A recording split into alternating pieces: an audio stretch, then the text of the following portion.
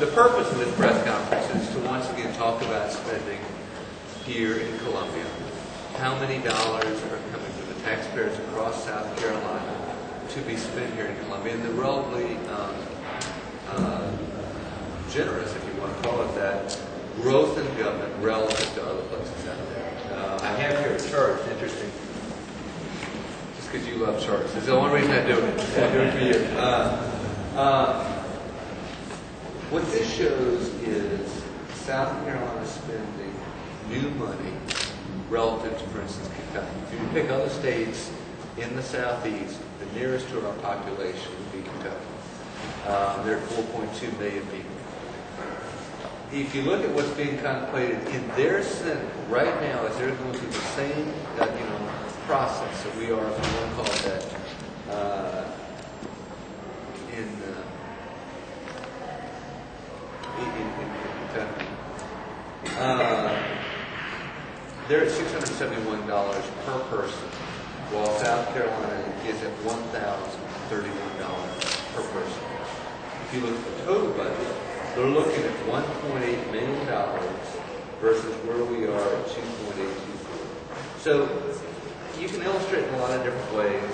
You can compare it with other states, or you can compare it to nothing and just look at the buildup itself. So that's what we've attempted to do with this spending clock, which will run throughout the remainder of the year. It shows on a real-time basis sort of the growth of the additional money that we're looking at in state government this year. And this clock started on Friday afternoon, right as everybody was leaving the office. So we've gotten up to $6,600,000, and it continues to grow. What you look at, if you were to break this out, the new money coming into Columbia this year is growing at $33 per second, $1,900 a minute.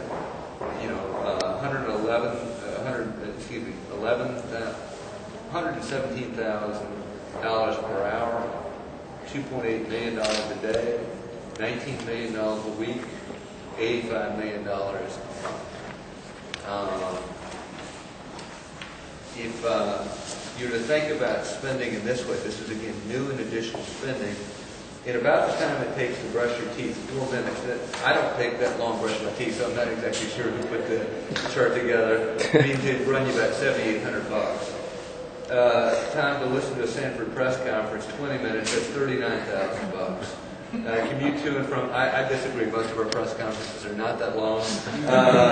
Commute to and from work in Columbia, $94,000. Or sleep per day, assuming this is what I dream of, 8 hours, it'd be $941,000. I have, again, this chart here showing where we stack up. It's important to realize where we've been in the past. Where we've been in the past is with more growth occurring in South Carolina in our government for the past 2 years than any other state in the Southeast, and a growth that is double the Southeastern average of 13.7%. Here over the last 2 years.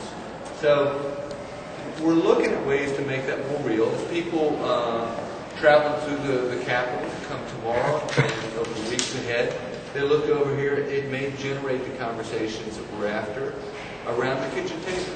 So that people have that conversation with kinfolk, with friends, with co-workers. I'm saying, do you realize that we're growing at $1.3 billion of new money this year? And equally significant, the taxpayer is getting a very small portion of this money back. If we were to have a competing clock, and we thought about adding this, but it just made it too confusing. A competing clock, looking at the amount of money going back to taxpayers, it is abysmally small. It's 3%. So 97% of this money will go to new spending, and roughly about 3% will be going to back to the taxpayers sending money in the first place. Thoughts, questions? Anything from your end? Or it's fairly self-explanatory?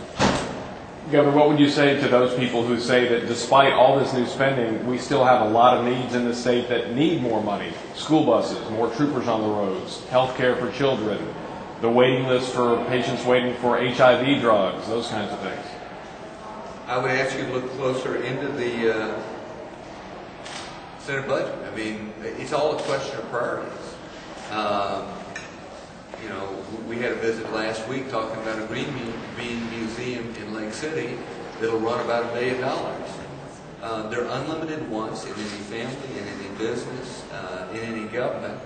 I think you got to prioritize to both core functions of government and clearly most pressing needs. And I don't think a green bean museum would fit under that description of most pressing need.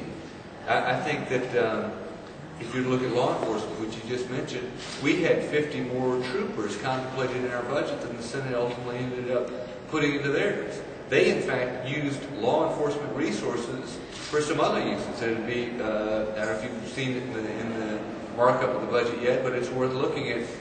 They're taking money out of law enforcement to put in, to other law enforcement uses. And I'll leave it at that, but let you look up what I'm referencing, because it's a pretty interesting juxtaposition.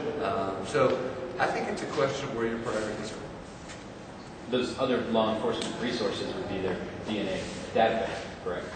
No. I'll let you look up, I just reference it. Anything else? Thank you. Appreciate it. Yes, sir.